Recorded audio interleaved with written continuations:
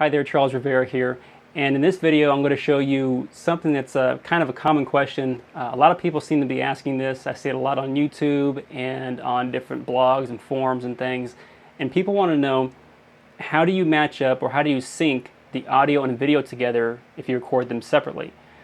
Because as some of you know, I don't use the microphone for my camera.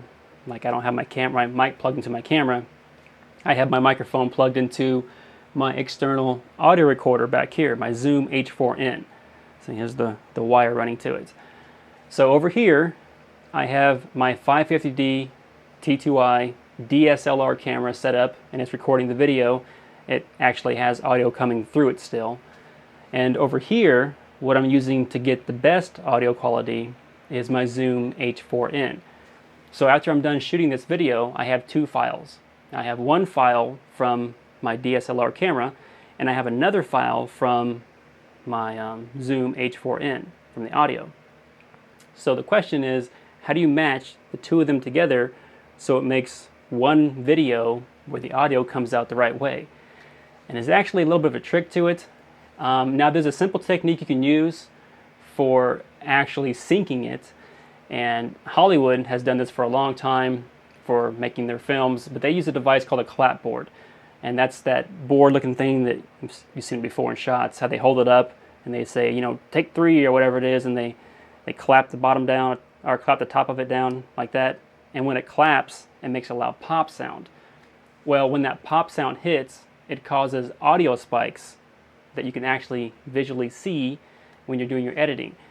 Because I'll show you in a second here, but when you're running your audio and your video through your editing software, you can actually see the, I guess, sound waves, I don't know how to describe it, the waves that your audio makes for your audio file.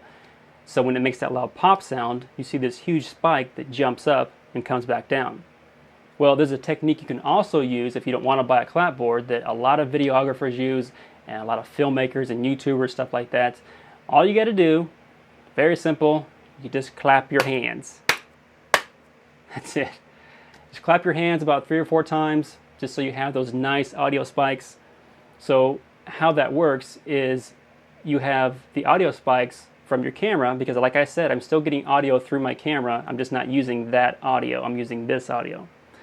So you have audio spikes from your camera, and you have audio spikes from your external recorder, like I'm using. And what you do is you take those spikes from the camera and your external recorder, and then you match them up so they're exactly in line. And it's kind of confusing if you don't know what that looks like. So let's just go ahead and cut the screen capture, and I'll show you what that looks like and how you do that. And it's really simple. It's not very hard at all, but I think you're going to like it. Hold on a second. So right now I have ScreenFlow opened up, and ScreenFlow is normal. It's a software program normally used for recording screen capture videos. Screen capture videos are just like you're watching right now, where the program records exactly what my computer sees, so you can watch the exact same thing that I'm watching. So you can see like what I click on and what I type and all that stuff. But what ScreenFlow also does is it allows you to import any kind of external audio file or video file. Now normally I use Final Cut Pro for doing all my video editing with, but I'm going to show you how to do this with ScreenFlow, because ScreenFlow is a lot more clean cut and it's a little more simple for you to understand exactly and be able to see exactly how I sync the two files up. And your program might be different than mine. I don't know what you're using, but they're pretty much all the same when it comes to syncing up these types of files. You're going to use what's called a timeline. Down here at the bottom is the timeline for ScreenFlow. And the timeline is where you get to drop in all of your audio and video files and do your editing from there. So I'm going to go ahead and first import the two files that I made. I did a little test video. This is the video file from my DSLR camera, so I labeled it T2i video. And this is the audio file from my Zoom external audio recorder.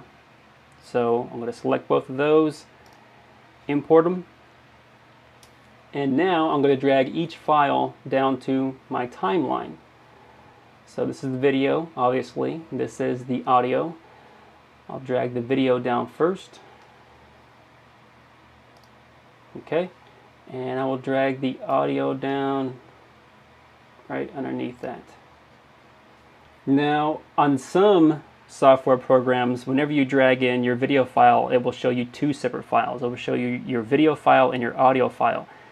Now, remember, like I said, when I recorded my video with my DSLR T2i, I was still using the built-in mic just for syncing up the audio purpose. So the built-in microphone was still recording audio.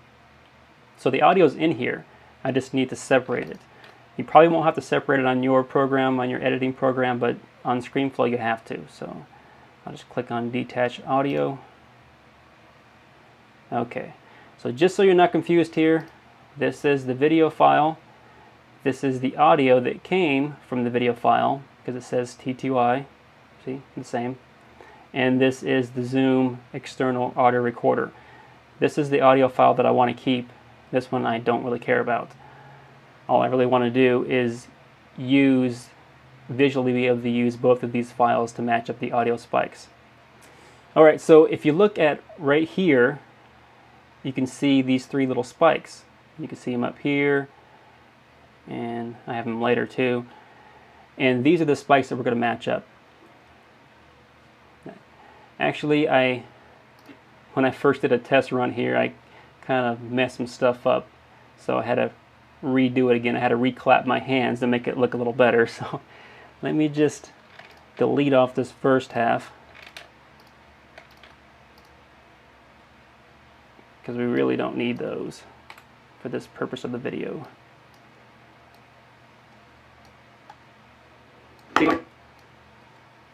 It's a little loud, huh? Turn that down. Okay, so I'm going to take my audio file, and well, actually let's zoom in closer here. I'm going to zoom in as close as I can possibly get. Now when I do this when I match up the audio on Final Cut Pro, it works a little differently than it does on here, but you got to make do with whatever you can. You want to get in as close as you possibly can to your audio spike. Zoom in as much as you possibly can so you can match those spikes up pretty close.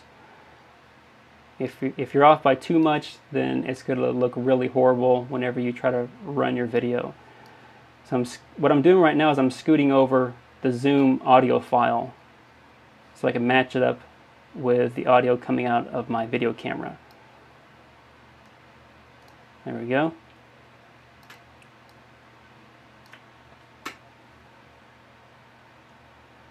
There we go. So you can see it's pretty close lined up.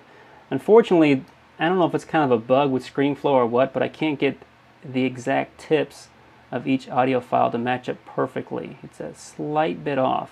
It's like this bottom one is a tiny bit over here.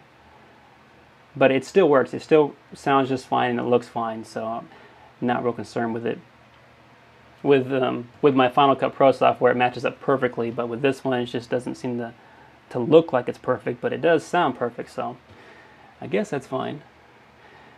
Okay, so they're both matched up, and that means I don't need this file anymore. This is my file from my T2i. I can go ahead and delete that. And I'll just trim this up here. Trim both of these files up.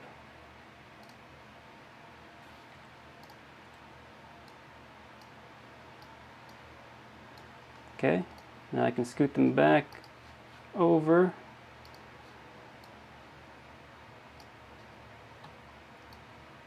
Okay, and that is it. Both files are now matched up.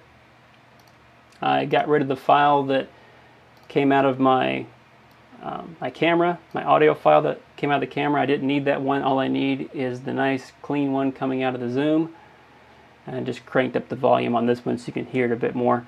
I don't have my computer plugged into the Zoom, so you're not going to hear crystal clarity, however you say it. You're not going to hear really good audio that sounds perfect coming out of this, because I'm actually going to just hold up my microphone to the speaker, and you can listen that way. So let's go ahead and play it. Alright, so this is a quick little test to show you how you sync up your audio and your video. Just showing you what it sounds like, and hopefully everything matches up really well with my lips and the words are coming out right. Okay, so that's it. As you can see, everything matched up pretty good. And like I said, all you're doing is just pretty much matching up those two audio spikes. You have your audio from your video camera and your audio from your external camera, and you're sliding them right over each other, or one over the other, so you can get the exact alignment of those visual spikes. And that's it. It's a real simple technique. Just clap your hands, match the spikes up. Hope that helps. Hope you understand how to do that, and I will see you next time. Take care.